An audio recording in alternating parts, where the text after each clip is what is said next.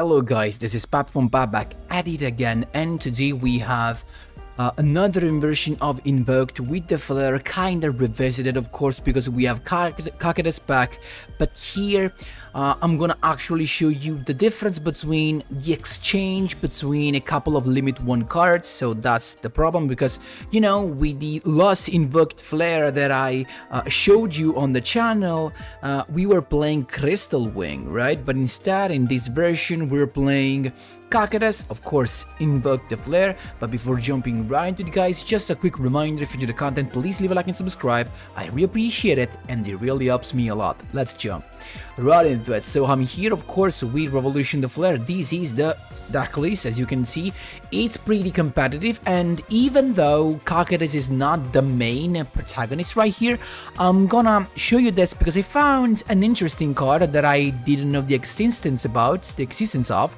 and it's Cupshell. Very interesting card that I don't even know where it comes from, but there you go. It is from Destroyer of the Phantasm mini box. And why is this so cool? Because this thing lets you draw a card whatever you do with it, whatever thing you do with it. Like, if you tribute this card, you get to draw. If you synchro, link, or fusion summon with this card, you get to draw a card. If this card is detached from an Xyz monster to activate that monster's effect, you can draw 1 card. So this is a very nice way to draw a card, not only when you send it to grave, but because this says if this card is used, you can even banish it. So that's why it found synergy with the invocation card. So because invocation can also banish from grave, so that's super nice that if you banish this card, you get an additional draw. So that's super cool. Here we have the classic invoked stuff, as you can see, with the classic Revolution the Flare part, right? That we can call it the central pack, like it is, that consists of a triple Sosh the Flare, triple Sorcerer the Flare, and of course a couple of Necrosynchron and the 1 bulb.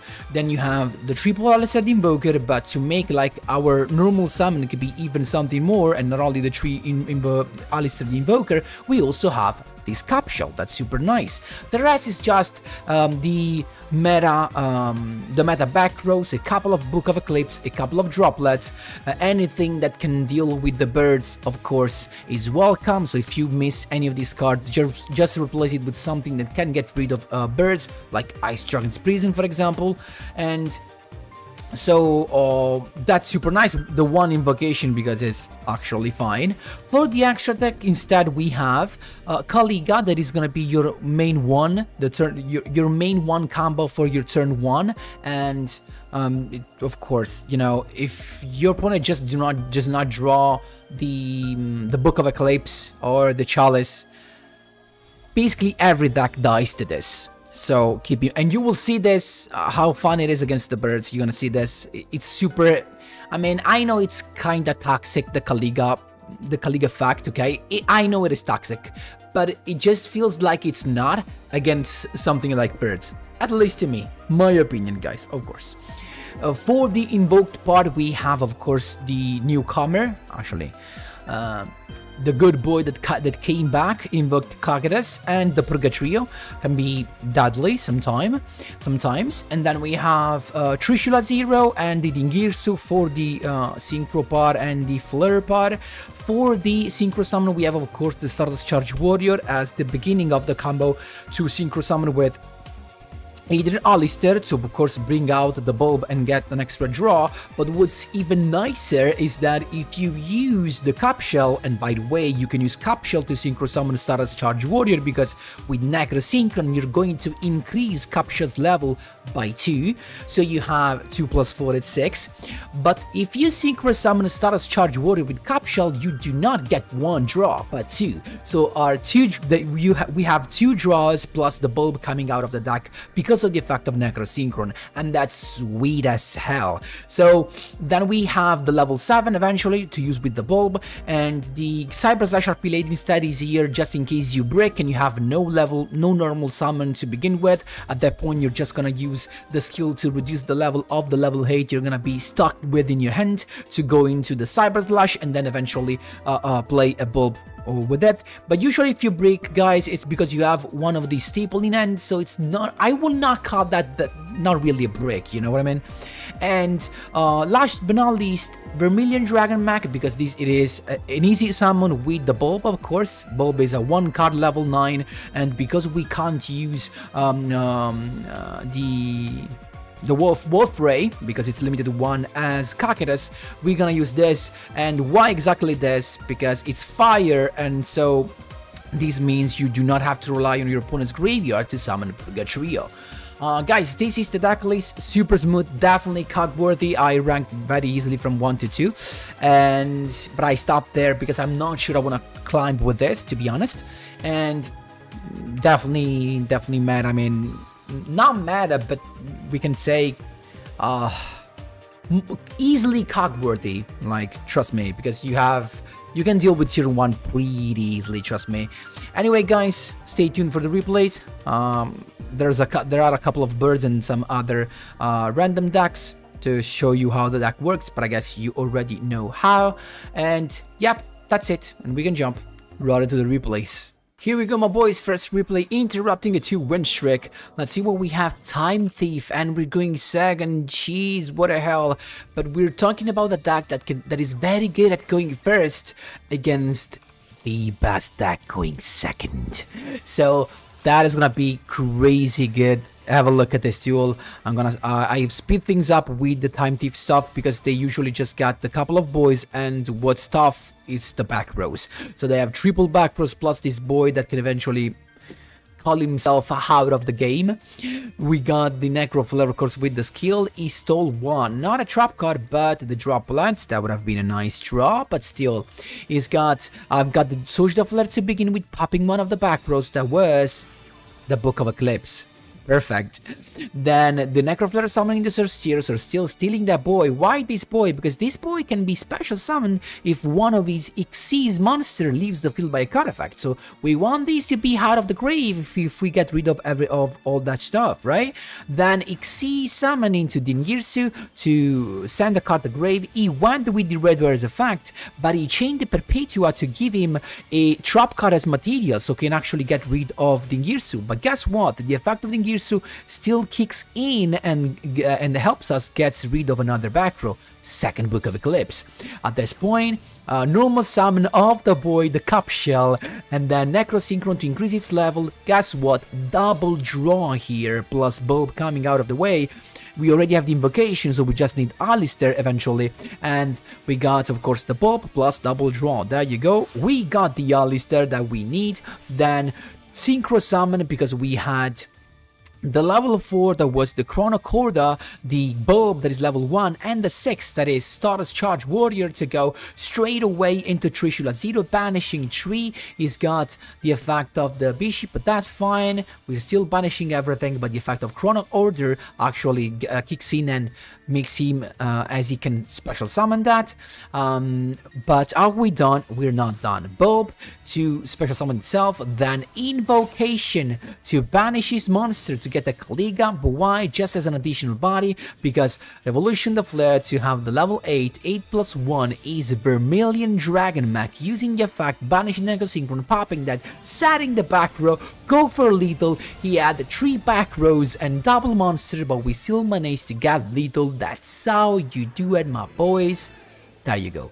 Second duel, my boys, and here comes the satisfaction against the birds. So it's us to go, and as you can see, no Alistair here, but we have the Cup Shell, so we're increasing the level of Necrosynchron. There you go, Stardust Charge Warrior to get double draw.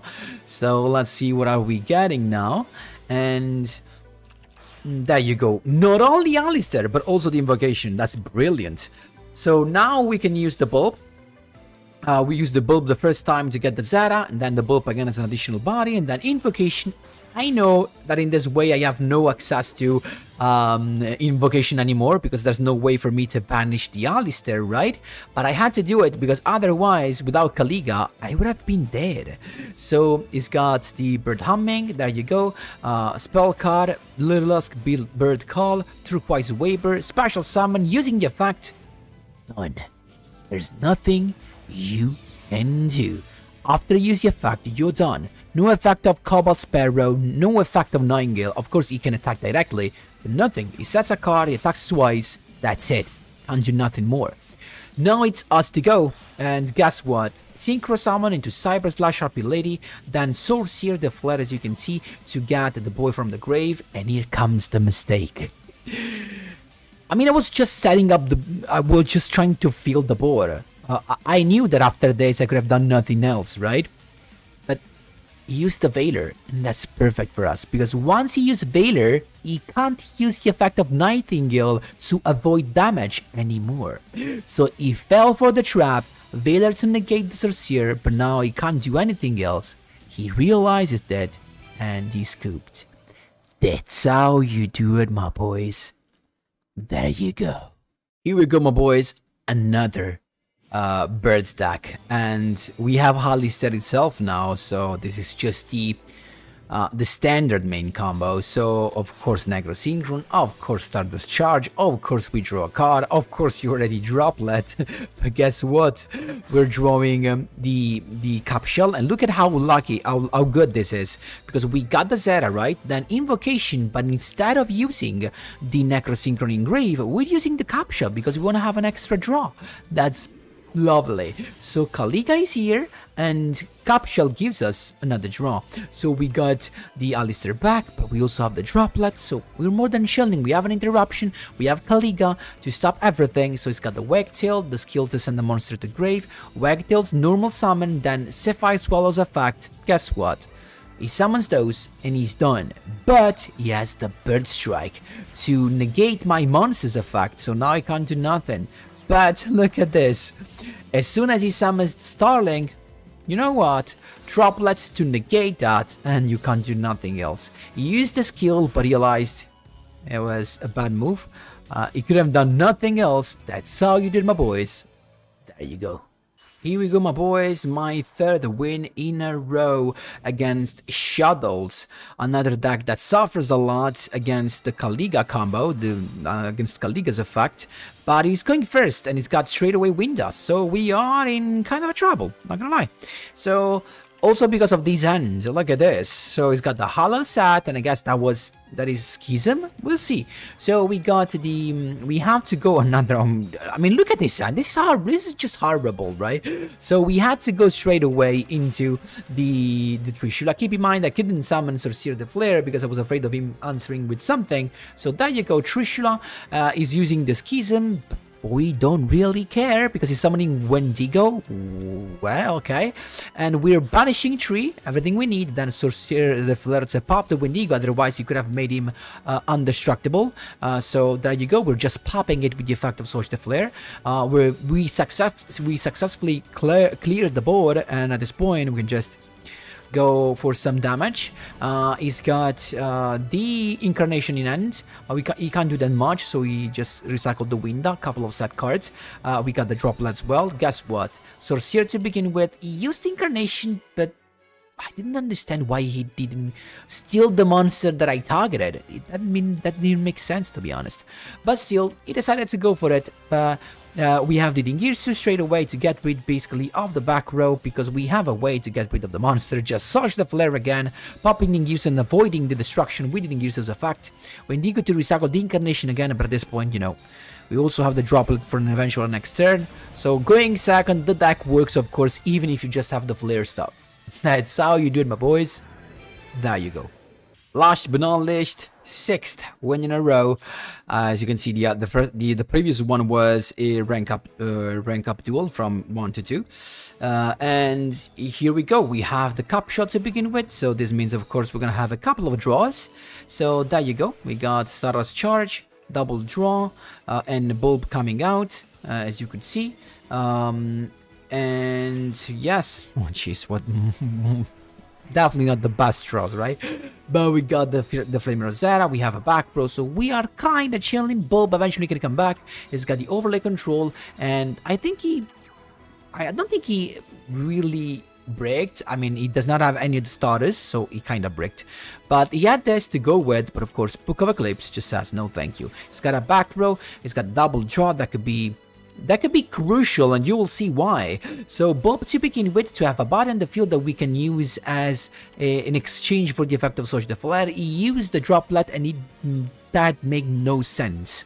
Like, maybe he thought he could negate Surge de Flare, but of course not, you can't. Sorcerer de Flare now, normal summon to get the other one. At this point, Revolution to get the other boy. Xyz summon, this seems just like we have lethal, because we're clearing the overlay control, but guess what happens? Nibiru.